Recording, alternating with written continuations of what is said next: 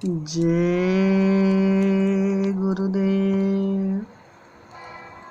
जय गुरुदेव। जय गुरुदेव। जय गुरुदेव नाम किसका? प्रभु का भक्त का नाम। जय गुरुदेव। समस्त प्रेमी भाई और बहनों, आज हमारे परम पूज्य स्वामी जी महाराज बाबा जय गुरुदेव असीम कृपा करके हमको और आप सबको इस जगत में अपने आप को समझने के लिए एक रास्ता दिया और उस रास्ते पर यदि हम आप पूरी तरह से चलने की कोशिश करें तो मंजिल आसान है। और इस सृष्टि में जो कुछ हम देख रहे हैं, अभी तक अपने अनुभव में जो बातें सामने आई हैं, उनको हम आप गहराई से लेने की कोशिश करेंगे। देखिए, हमारा और आपका जो अस्तित्व है और उस अस्तित्व को हम आप भूल गए, जिसके कारण हम अपने माँ बाप के द्वारा ये शरीर को धारण किए और जिसे हम अपना शरीर कहते हैं, इसमें हमारे माता पिता के श्रेय से ये हमको मिला है। और देखा जाए तो इस शरीर में हमारा कोई अधिकार नहीं है, क्योंकि इस शरीर को हमने अन्न रूपी प्राण से निर्मित किया। और ये अन्न रूपी जो प्राण जिसे हम कहते हैं, इसमें भी हमारा कोई अधिकार नहीं है, क्योंकि ये भी प्रकृति के सहयोग से हमको मिला है। जिसे हम अन्न कहते हैं, इसमें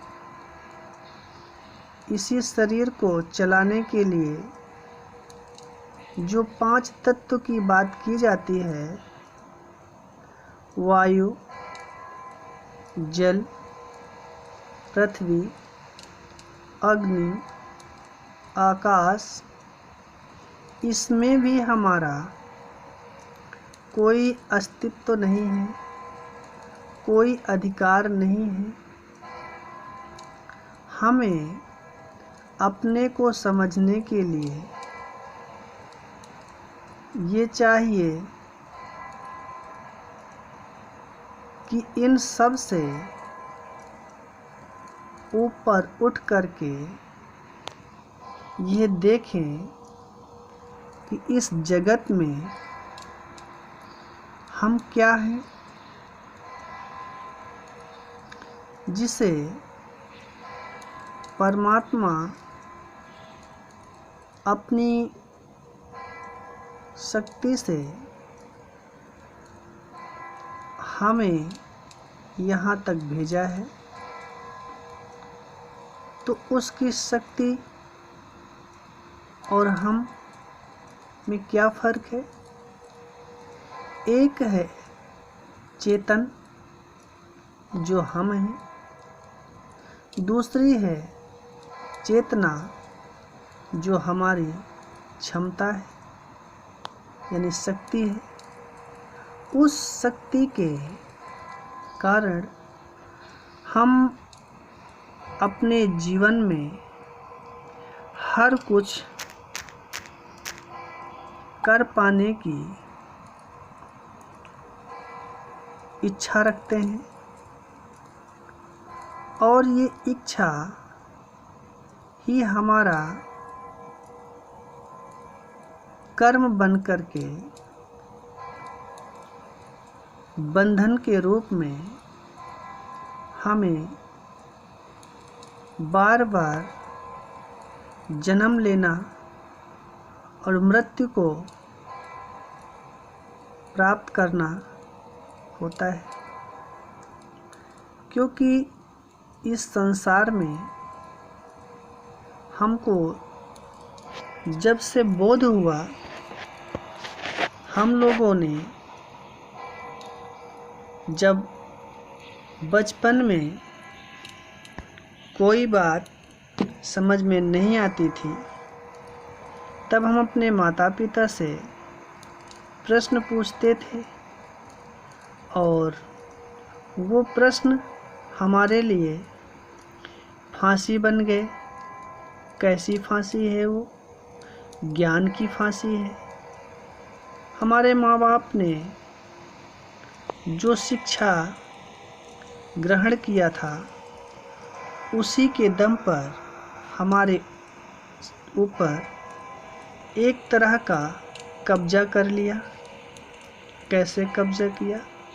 जब हम 2 साल के थे तभी हमने पूछना शुरू किया, पानी क्या है, आकाश क्या है, तारे क्या है, किसने बनाया है।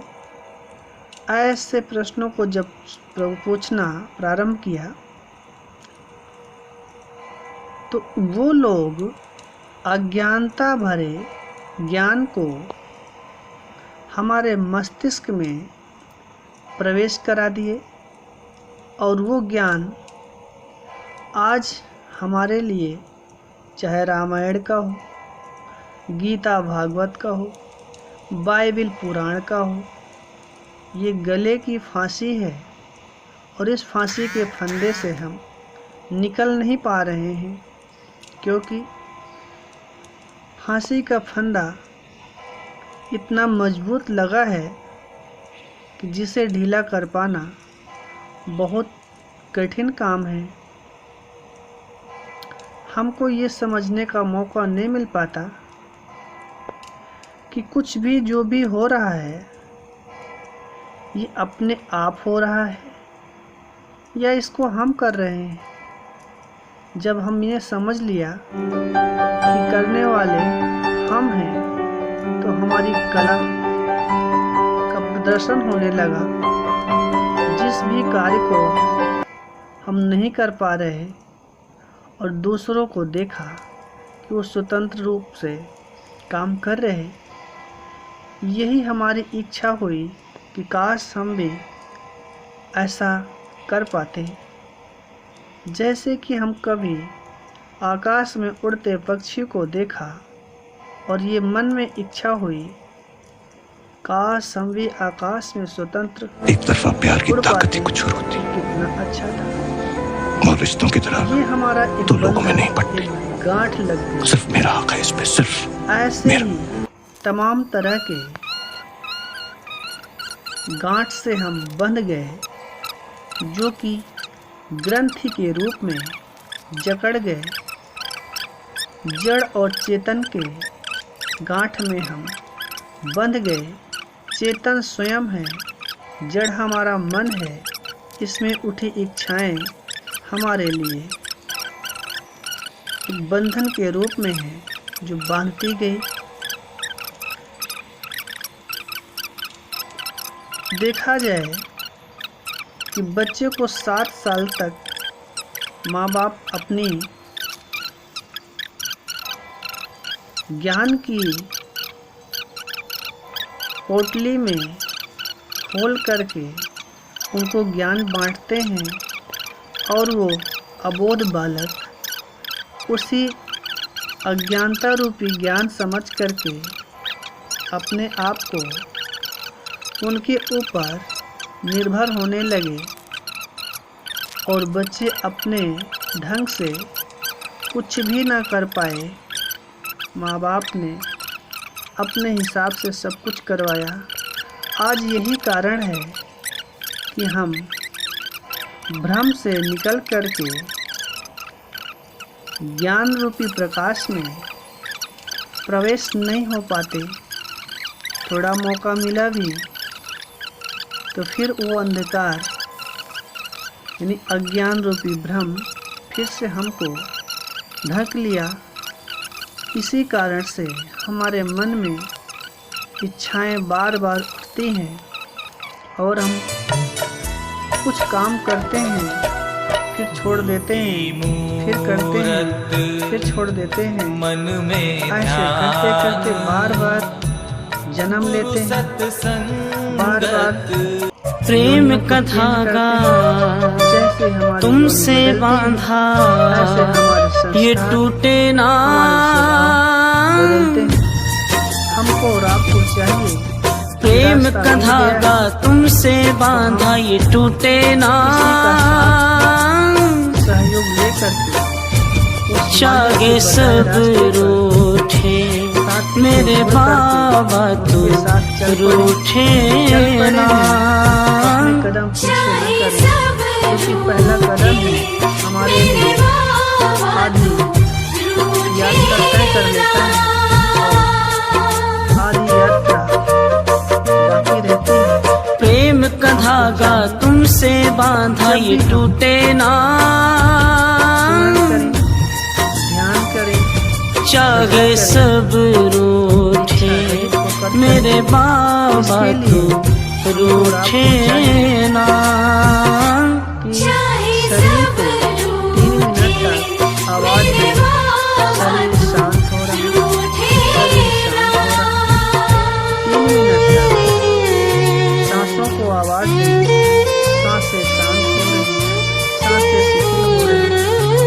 ऐसे 3 मिनट तक मन को आवाज दें, मन शांत हो रहा है, मन शांत हो रहा है। और 1 मिनट में इंद्रियों को आवाज दें, शरीर शांत हो चुका है, मन शांत हो चुका है, और शांति शांति शांति ऐसे आवाज देखिए अंदर में। चुपचाप शांत होके बैठ जाएं।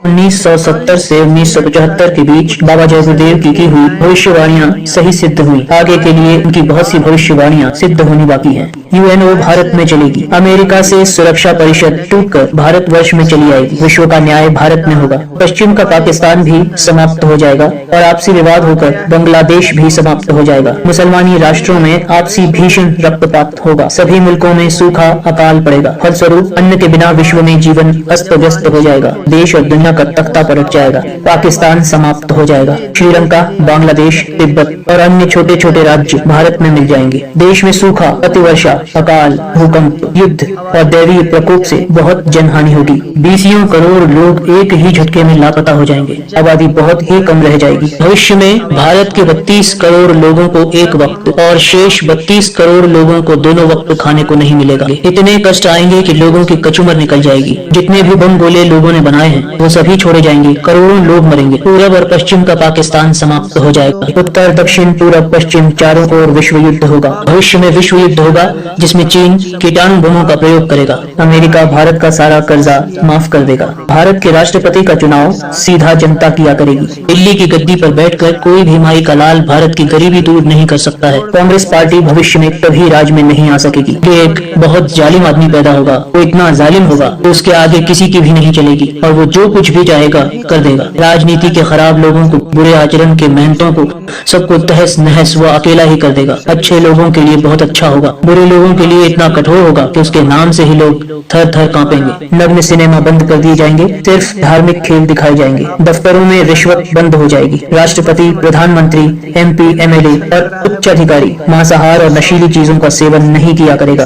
पदाधिकारीगण मांस, मछली, अंडा, शराब, ताड़ी आदि नहीं छोड़ेंगे तो अपने पद छोड़ना पड़ेंगे। भविष्य में धार्मिक संस्थाएं जो अध्यात्म से दूर हैं समाप्त हो जाएंगी। हिंदू हिंदू आपस में लड़ जाएंगे, मुसलमान मुसलमान आपस में लड़ जाएंगे। सभी मजहब वाले अपने अपने मजहब वालों से लड़कर खत्म हो जाएंगे। केवल सच्चा अध्यात्मवाद और मानव धर्म रह जाएगा। भारत के आसपास के छोटे छोटे देश जैसे बांग्लादेश, पश्चिम पाकिस्तान, बर्मा, तिब्बत, लंका, नेपाल आदि देश भारत में स्वेच्छा से मिल जाएंगे। भविष्य में भारत सबसे शक्तिशाली देश के रूप में उभरेगा। भारत में बना कानून विश्व के लोग स्वेच्छा से मानेंगे। आगे व्यापारी अपने काले धन का 40% जनता के हित में दे देंगे तो बाकी 60% धन सफेद हो जाएगा। भविष्य में केवल एक ही टैक्स लगेगा और वो होगा इनकम टैक्स, जो आमदनी का 45% रहेगा। भारत और विदेशों में महान क्रांतिकारी परिवर्तन होंगे। भारत की प्रगति को देखकर दुनिया के तमाम देश दांतों तले उंगली दबा लेंगे। भविष्य में भारत में सभी लोग शाकाहारी और मद्यपान रहित होंगे। भविष्य में कोई भी देशवासी न शराब पी सकेगा और न ही मांस, मछली, अंडा खा सकेगा। भारत की राष्ट्रभाषा हिंदी और संस्कृत हो जाएगी और दिल्ली से राजधानी हटा दी जाएगी। भारत की राजधानी दिल्ली से हटेगी और धार्मिक स्थान पर